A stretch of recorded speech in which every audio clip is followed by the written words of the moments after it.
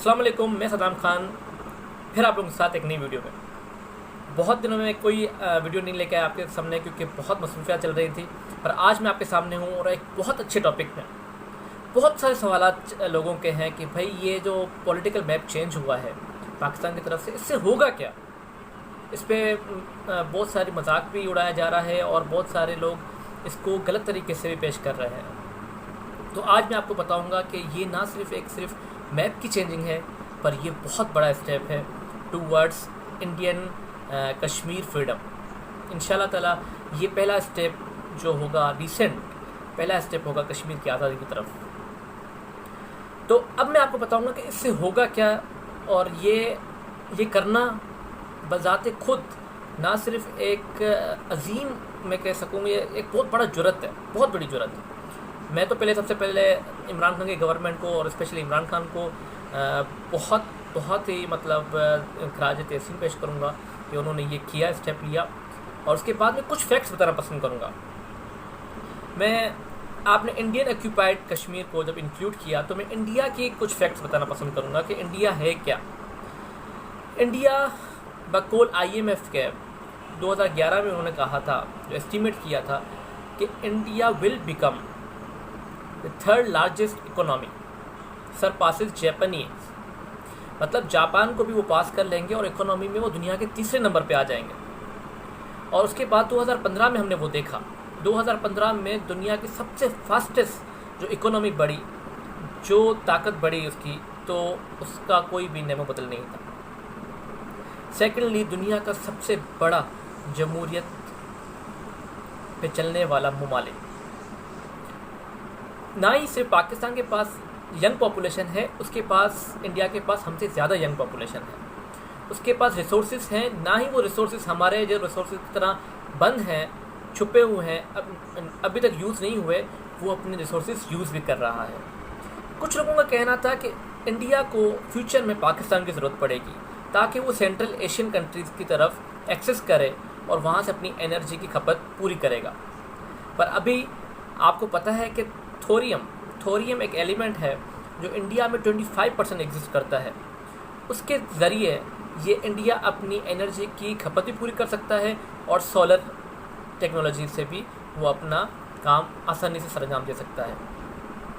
India science and technology में पाकिस्तान से कई गुना आगे है।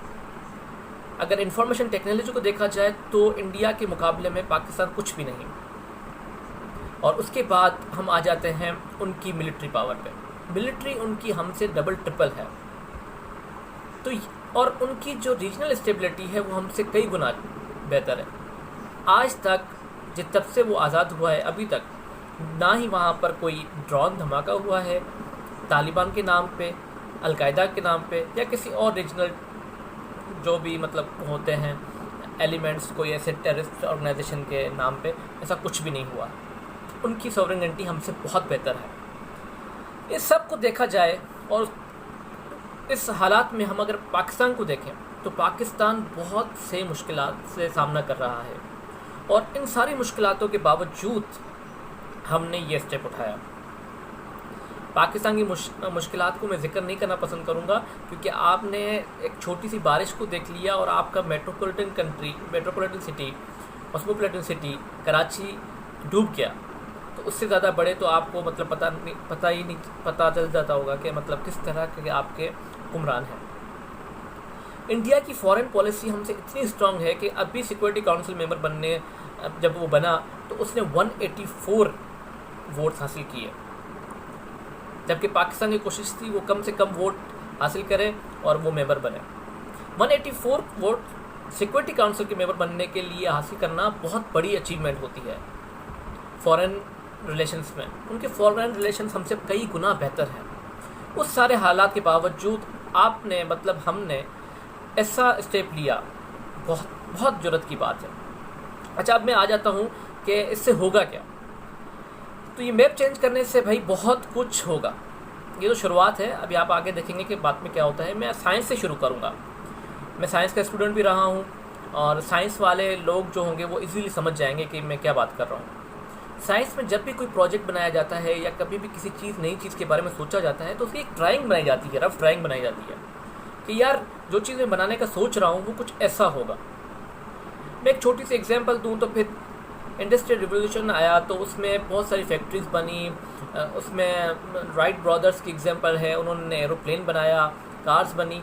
तो उन लोगों ने पहले स्केच बनाया था, उन्होंने अपना आइडिया जो है उसको एक पेपर पे उतारा, उस पेपर के आइडिया को उन्होंने फिर अपने रियलिटी में कन्वर्ट करने की कोशिश की। चलो ये तो था साइंस का, थोड़ा सा मैंने आपको बैकग्राउंड दे दिया। इस तरीके से अगर पॉलिटिकल देखा जाए तो कोई कंट्री इस तरीके से अपना मैप चेंज करता है तो मैं आपको बताना पसंद करूँगा कि ऑटोमन एम्पायर, सल्तनत उस्मानिया जो टूटी, उससे पहले इज़राइल के थियोडोर हर्जल ने पहले ही एक अपना फ्लैग दे दिया कि भाई ये हमारा फ्लैग होगा और इन दो दरियाओं के बीच में हमारा एक मुल्क होगा। जबकि उस वक्त उनके पास ना ही कोई ज़मीन थी, ना ही कुछ और था, उनके पास एक आइडिया था और एक अपनी एक स्ट्रगल थी। जो भी उनकी स्ट्रगल थी हम उस पर नहीं जाते, पर उनका एक सोच थी और वो उन्होंने अचीव कर लिया। तो भाई हमारे पास तो एक मुल्क है, एक एटमी ताकत मुल्क है, और वो हम कोई चीज़ जो मांग रहे हैं वो हमारा हक है, वो हमारा एक पॉलिटिकल, हमारा वो कल्चरल, वो हमारा एक रिलीजियस पॉइंट ऑफ व्यू से वो हमारा हक है, हम वो मांग रहे हैं। तो अगर ये देखा जाए कि मतलब ये सारी चीज़ें हो चुकी हैं, आपको जब अलग किया गया, हिंदुस्तान जो पूरा कंप्लीट था उसको तोड़ा गया 3 ममालिक में, तो वो क्या लगता है कि वो आपका मतलब आप लोग क्या समझते हैं कि वो आप लोगों के लीडर्स ने ये सोचा हुआ था?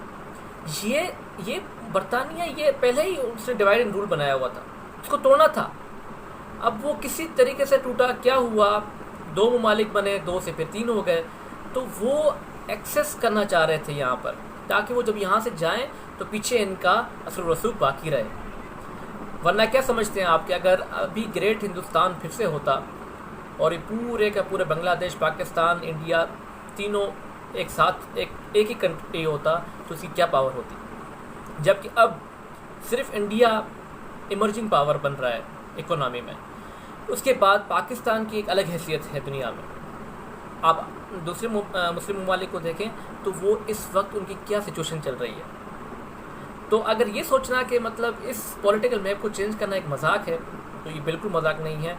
और इंशाल्लाह ताला ये पहली सीढ़ी है कश्मीर की आज़ादी की तरफ। मेरी ये वीडियो सिर्फ प्रेजेंट गवर्नमेंट को खराज तहसीन पेश करने के लिए थी, और मैं अप्रिशिएट करता हूँ इमरान खान के इस स्ट्रगल को, और इंशाल्लाह ताला हम एक दिन कश्मीर को आज़ाद करके रहेंगे।